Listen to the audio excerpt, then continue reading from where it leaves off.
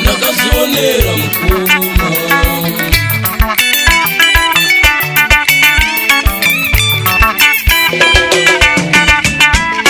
kune mamwe mapenzi anoita kunge vanhu vanopenga.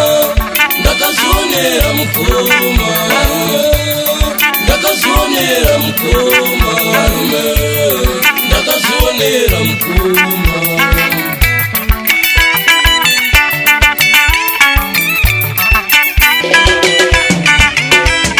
benzi chairo haridzoki kumusha chero nguva yajuni rinovata kurwezi.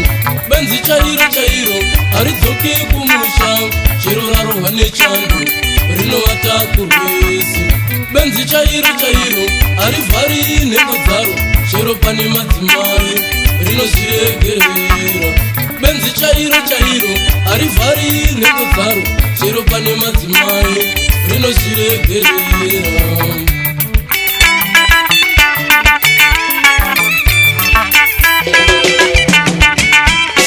Kune mamwe mapenzi anoita kunge vanhu vanopenga. Ndakazvionera mukoma varume, ndakazvionera mukoma varume, ndakazvionera mukoma.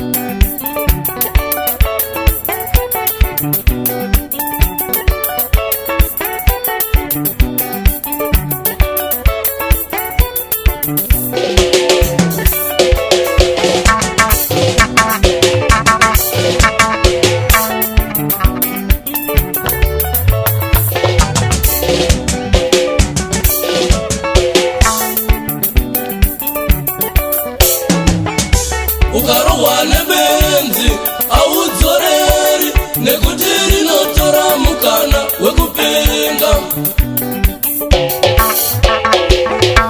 Ukarohwa nebenzi audzoreri nekuti rinotora mukana wekupenga. Ukadya nebofu murionde wako nekuti unotora mukana arivoni. Ukadya nebofu murionde wako nekuti unotora mukana arivoni. Ukabhinya chimumumu haungabatwi nekuti unotora mukana achirevi. Ukabhinya mbeveve haungabatwi nekuti unotora mukana airevi. Ukaroveswa pena bofu ririkipa makobhora chete.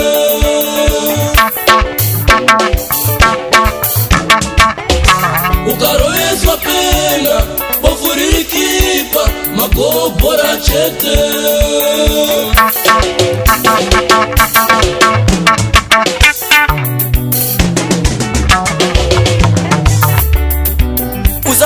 mukana wekuremara kwomumwe ndokuda kwaMwari manje.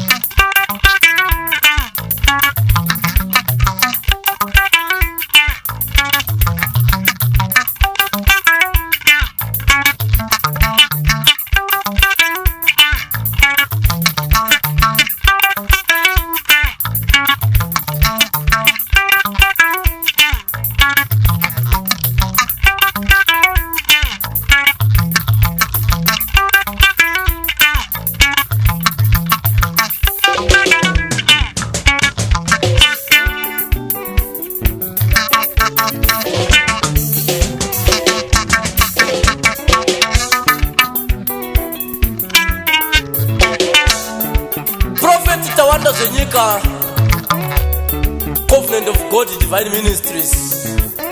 Vanhu vapona pamvuma apo.